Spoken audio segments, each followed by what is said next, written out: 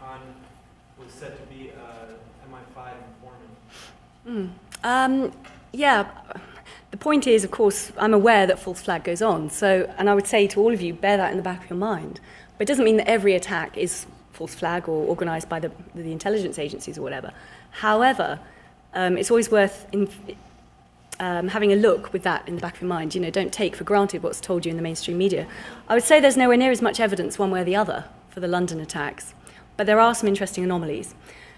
In fact, it wasn't Sadiq Khan, who's supposedly the ringleader of the group. There's a man called Harun Rashid Aswat, I think, who was allegedly an MI6 agent, who was supposedly the mastermind of the attack.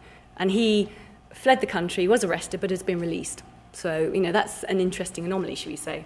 But probably the key points of interest around 7/7 are we've never had a proper independent inquiry. Of course, we've had no inquiry whatsoever. We haven't even had a fudged commission report type thing. All we were given in the UK was an official narrative written by an anonymous bureaucrat. It came from the Home Office. And it said, well, this is what happened. This is where these guys came from, blah, blah, blah. And when the Home Secretary announced this in the House of Parliament, within a day he'd actually had to change one of the crucial evidential facts. He said these bombers supposedly took a train from Luton into London on the morning of the attack, and they took the 7:40 train. And yet, because we have this wonderful privatised rail service, which doesn't work most of the time, that train was actually cancelled that day. And that is there, in black and white, in the performance records of the company that runs that line. And about the exact, they had exercises. Yeah, I was going to get to that, yeah. So we're looking at, in the official narrative, they're saying not only did they get this cancelled train, but there were eyewitnesses on that cancelled train that saw the 4 Arab men on the train. Where have those people gone? We don't know. The other key point, as well as the gentleman just pointed out, is the fact that there are these terror exercises going on that day. There was a former senior Metropolitan Police counter-terrorism officer called Peter Power, who now runs a private security company called Visor Consultants, who was running a counter-terrorism exercise in London. And he, immediately in the aftermath of the attacks, went on national mainstream media, at least twice that day, early on, and said, and I heard him live once, he said that his company had been running terrorism exercises, terrorism drills, at precisely the same stations, at precisely the same times as the attacks had happened. And he said the hair stood up on the back of his neck when he heard this. Now, of course, as the day unfolded, and since then, he's backtracked. Of course. But it's there on the internet. I mean, he was recorded, and I heard him live as well, as I was in London. So that's an interesting anomaly. It's another coincidence, shall we say, because, of course, on 9/11, there were many terrorism drills going on that day, which the Commission said, oh, that muddled up what was going on in the air defence response and things. And also, again, in Madrid, remember the Madrid bombings? That was at the tail end of a big NATO counter-terrorism exercise as well. So, you know, it's interesting, but it's not evidence of criminality, but it's an interesting question.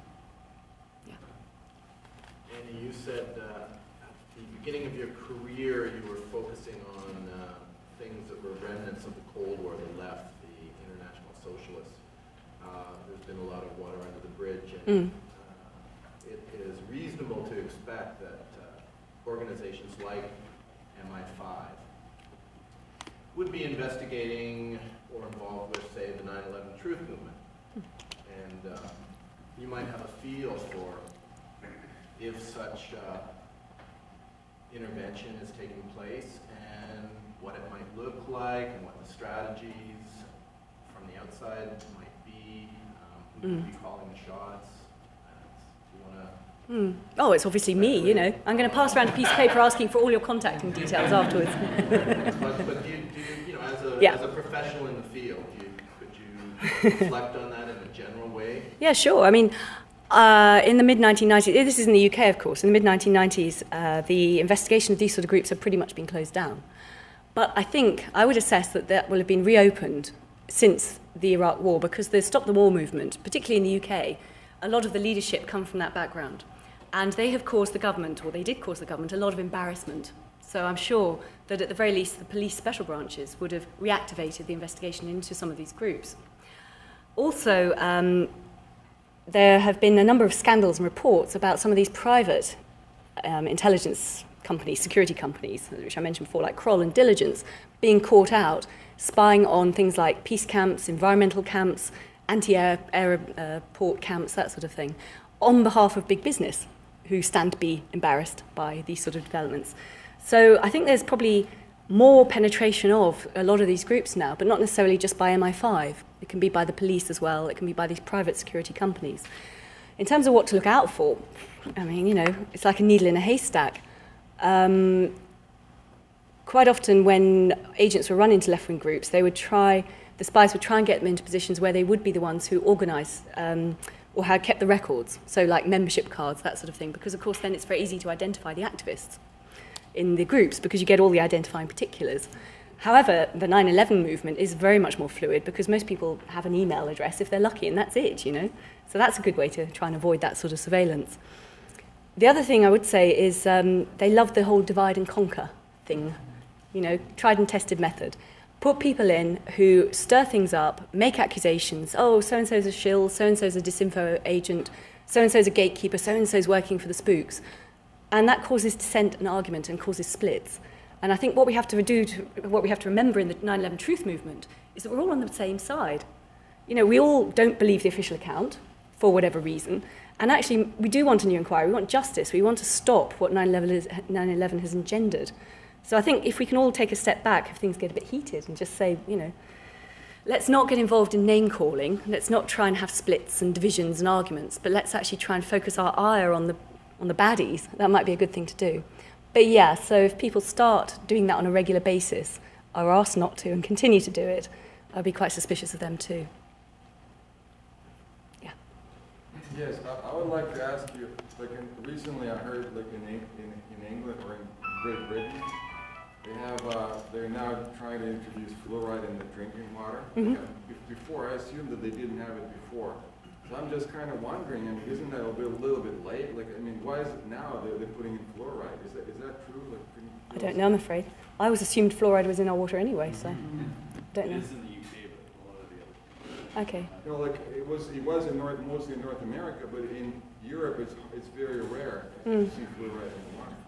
I So don't I know. was just wondering because recently there's been some reports that in England they're just now beginning to put it in. I have to say, when I was growing up, I think we were all told it was in the water, so I don't know, I'm afraid.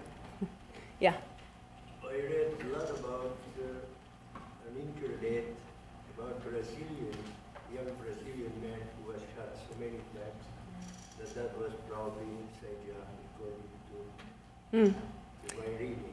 Yeah, that was in the wake, basically in 2005 we had 7/7, and then we had another supposed attack, which didn't quite go off, of homemade explosives and rucksacks, so they sort of fizzled, but they didn't go bang, on 21/7. And the next day, a young man called Jean Charles de Menezes, who was a Brazilian electrician working in London, was on his way to work, and he entered a tube station in Stockwell in South London, and was followed by police armed officers, who then watched him board the tube and executed him. They pumped 7 rounds into his head at point-blank range over a period of 30 seconds. Obviously, you know, if he was carrying a bomb, after the 5th or 6th round, he could still be a threat, couldn't he? No, the whole thing stank. It caused a huge fuss in the UK at the time. There has been some sort of inquest and inquiry, which has established that, yes, the police officers did lie about the case.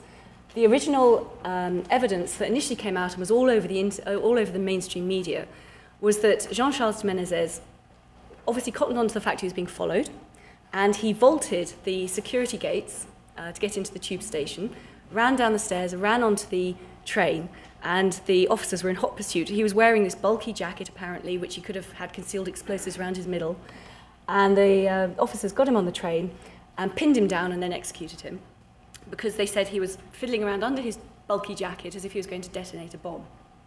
Now, it turns out it was a hot summer's day.